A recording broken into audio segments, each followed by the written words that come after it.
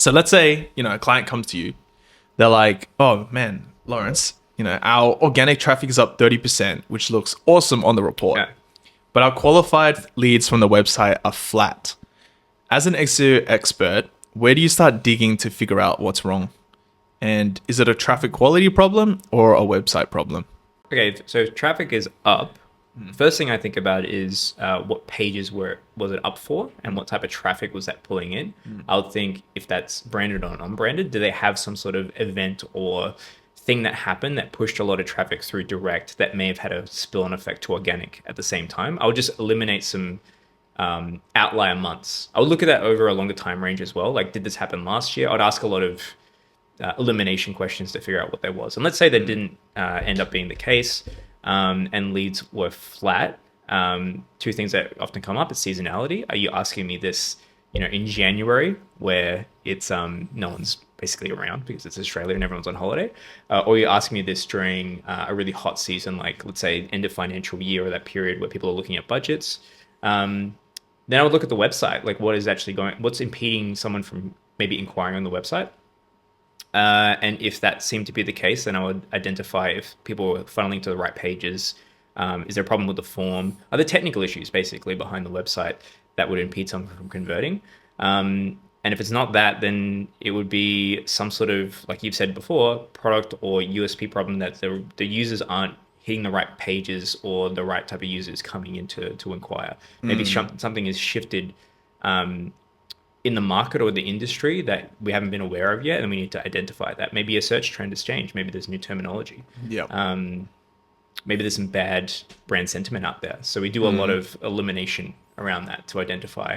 But if traffic's up, that's usually the reverse problem of what we see. It's usually traffic's down, but it leads it down, which would be a pretty clear case of like traffic is down, we need to fix something. But if traffic was up, that raises more questions than ever, especially if leads were flat. Yeah, definitely. That's so true.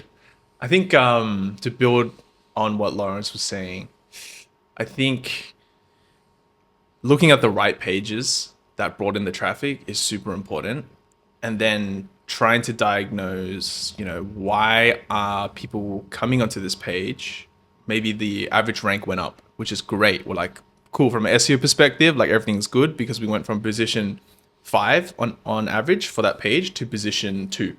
And I'm like, okay, so like now I know why the traffic's gone up so much, because maybe we're doing a really good job.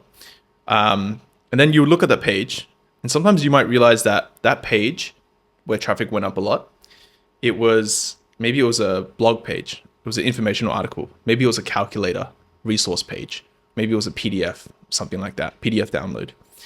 And what typically might happen is those pages, they don't generate leads because that person is not yet ready to convert.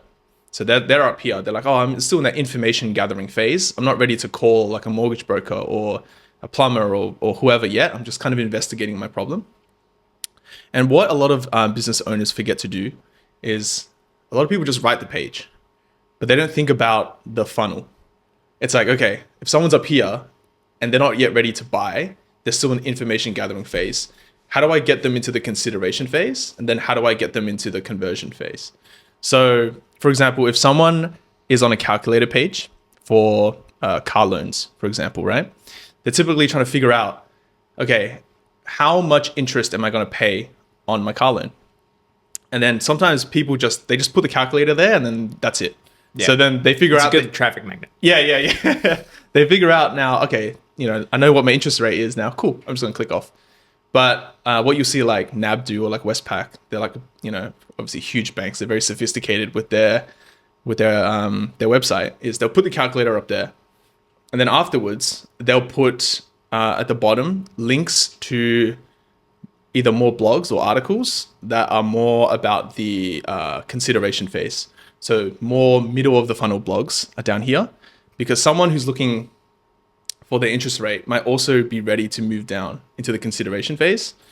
And then below that, they put the offers that they have for car loans on that page as well. So someone who's looking up, their car interest rates might actually already be ready once they figure out the interest rate, because now they've solved that informational query. They're like, oh, I can actually afford this car. This is great. Now I want a loan. And then that option is right there, is ready to go. So that person can actually convert.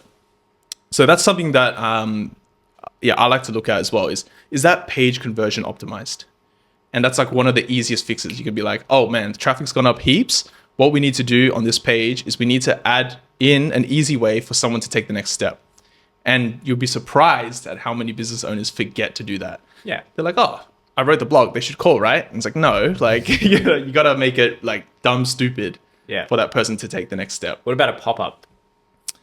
You wouldn't recommend that? Or would you? Personally, like, I'll ask you this question actually. Yeah. Have you ever used or interacted with a pop-up? I think I used to a lot. I think I used to back, I don't know, like 5-10 years ago. Be like, oh, cool pop-up. But now people just fucking hate them. Yeah. Like they just annoy the shit out of anyone. Exactly. Unless it was I think that's the thing is, unless it's a really good, like you're saying, like it just hacked into my brain and exactly knew what I was talking about in a very uninterrupted, like not annoying way. Yep. But nah, like I wouldn't do it. Yeah. And I think it just devalues the experience of the website. If someone's enjoying it naturally, it's like, you don't want to mess with that experience too much because then they might go like, people are more skeptical than ever, especially going onto websites these days. So you don't want to give them anything. You don't want to give them any reason to like hate you, basically. For sure. Any friction, any of that. Yeah. I feel like when pop-ups come up, it kind of reminds you of like a pop-up ad, right? Yeah. Like personally, I have almost never in my life engaged with a pop-up aside from closing it straight away. Yeah. Like I'll close it immediately.